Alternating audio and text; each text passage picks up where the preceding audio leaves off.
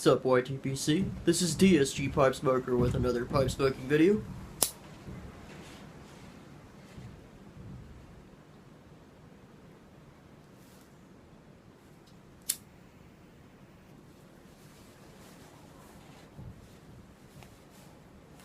Lighting up some Warhorse in my Village Briar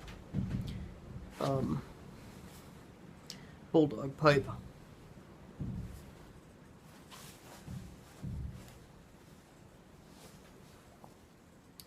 was kind of surprised I still had some Warhorse. Found it in a bag that I had taken to a friend's house, and I didn't take the jar out of the bag, and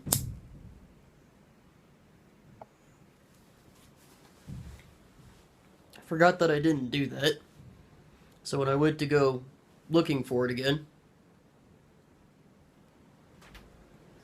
couldn't find it, so I thought must have smoked it all and just forgot about it.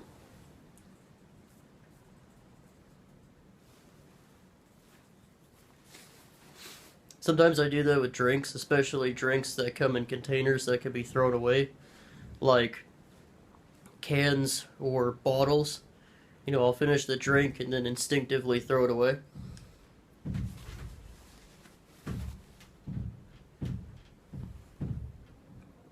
And then, because it's so instinctual and I don't have to think about it as much, I'll want that drink again, and I forgot that I already drank it all, and it takes me a while to figure that out.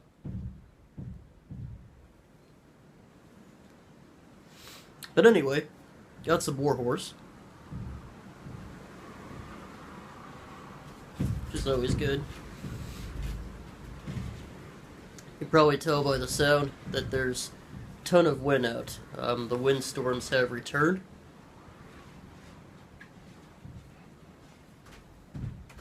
Hence why I'm recording this in the shed. But we're already 2.5 minutes in. Haven't told you what the video is about. It's not necessarily a weekend pipe chat, it's more of a personal update. Some of you who follow me on Instagram kind of already got the general gist.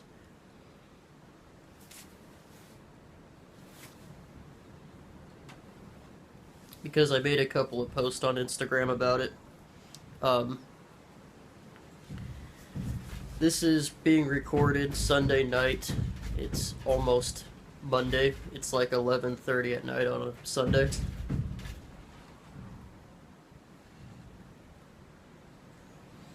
On Friday night, I hit a moose with my 2005 Dodge Neon.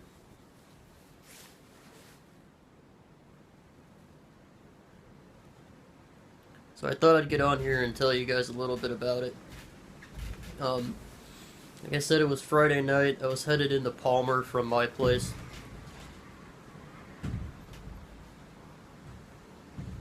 I live between Palmer and Wasilla, but I was headed into Palmer. It was night out. And yeah, I had my lights on, obviously, but I was going through a particular part of between Palmer and Wasilla that didn't have any street lights, so the road wasn't as illuminated. And I said I was going about 40-45 miles an hour, and a moose walked right in front of my vehicle. Didn't budge. Once he got right in front of me, he just got right in front of me and stopped. It was almost as if he just materialized in front of me, because he just walked right in front of me with absolutely no time to react to it.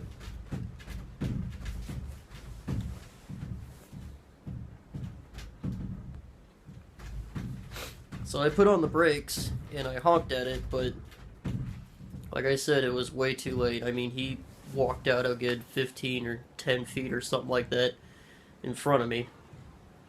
And I hit him pretty damn good. I got right under his legs and right under his belly too, because moose are pretty tall creatures, especially when they start to get, into a full-grown bull moose. They're very, very tall creatures.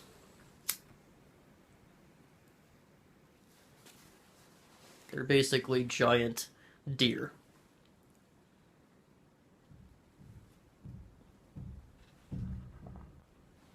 So, hit the moose, like I said, going about 40-45 miles an hour, and one of two things could have happened with the size of vehicle that I had. Usually, they end up in your lap like that because, you're just taking the moose out from, you're just taking his feet out, so you basically just trip him and he falls into your lap. And he goes through the steering wheel. It's usually how people die from, hitting a moose. This one went up and over my car. I mean, it shattered the windshield and did quite a number to the roof of my car.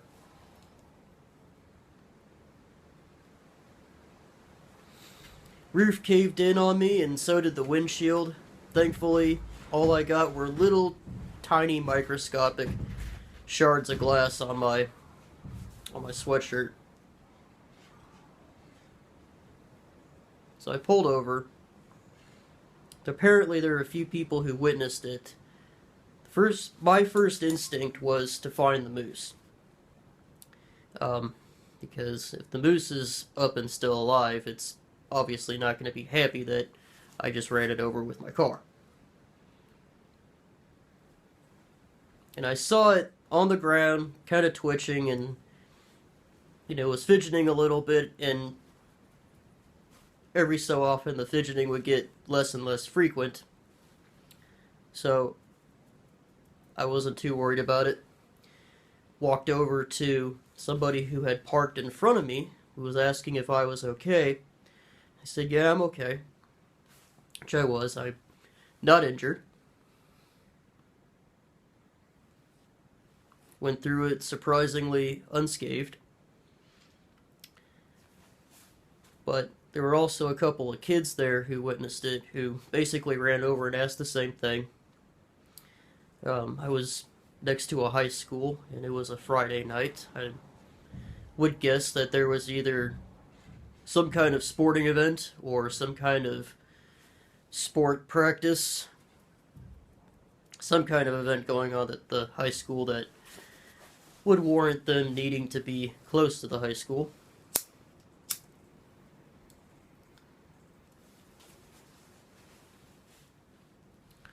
So they came over to check on me, and that's when the moose got up.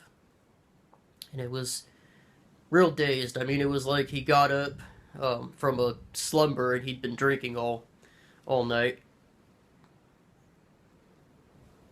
Obviously, it's a sign that moose has a little bit of brain damage from a massive concussion.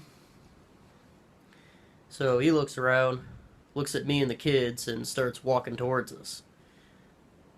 My dumbass didn't carry my .44 like I should have. But thankfully,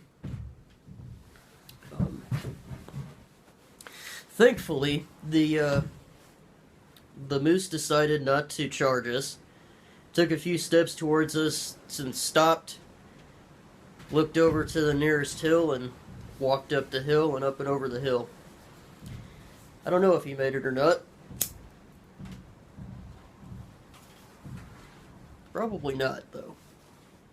If I were to wager to guess. So, I called up my stepdad, called up my friends who were in Palmer. I told them I wasn't going to be able to make it. I was headed to the gym in Palmer. And, stepdad came. We called AAA. Someone had already called the troopers. Second.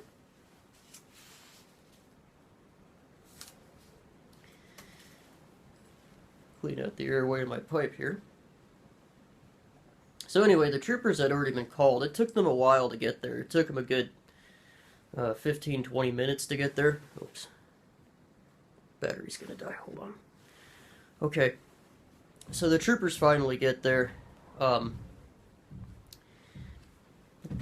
guy who got there was super friendly. You know, he was more concerned about the fact that vehicle was off the road, and he, of course, wanted to see my driver's license, and he gave me an incident report number, that is, that I'm supposed to give to my insurance company within 14 days, or my license gets suspended, so I gotta do that. But, yeah, to finish off the story and make it a little bit shorter so I don't have to go back inside and warm up my camera,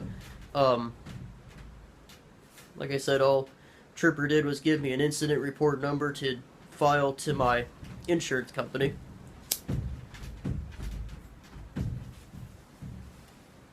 Tow company from AAA took the vehicle to the lock shop where it is now parked. And I'm currently in the market for a new vehicle. Not gonna spend the time and money to have the roof fixed enough. Car still runs, but I'm not gonna do the auto body work to get the windshield fix, because I only spent a couple $1,000s on the vehicle from a junkyard auction. Or an impound auction, whichever it was. But by the time I do the auto body work to get a new windshield put in, might as well get a new vehicle. And not that I need an excuse to run over a moose, but I think it's a sign that I needed an upgrade.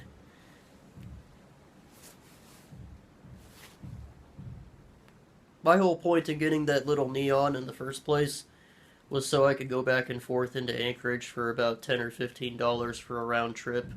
Where I live, it takes about an hour if you're driving. It's about a 50-mile one-way trip, roughly, depending on where you're going. So, 100 miles round trip. Again, depending on where you're going. Within Anchorage. But, it's a hell of a way to retire my old car.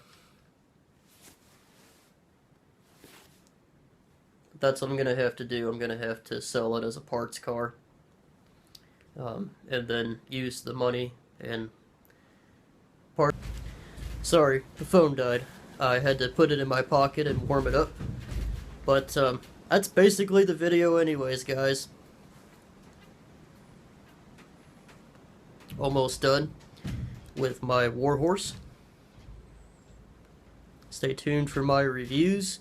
Crooner's coming up, and then I'm gonna do Margate after that. Then I'll figure out another Esoterica blend to do, and then I'll pick out a pipe to review. But that's what I've been up to, guys. I'm okay. Vehicle obviously isn't, and I don't think the moose is either, so I ended up on top. Played chicken with a moose and won, so that's always cool. Anyway, this has been DSG Pipe Smoker with another pipe smoking video. You guys have a good day.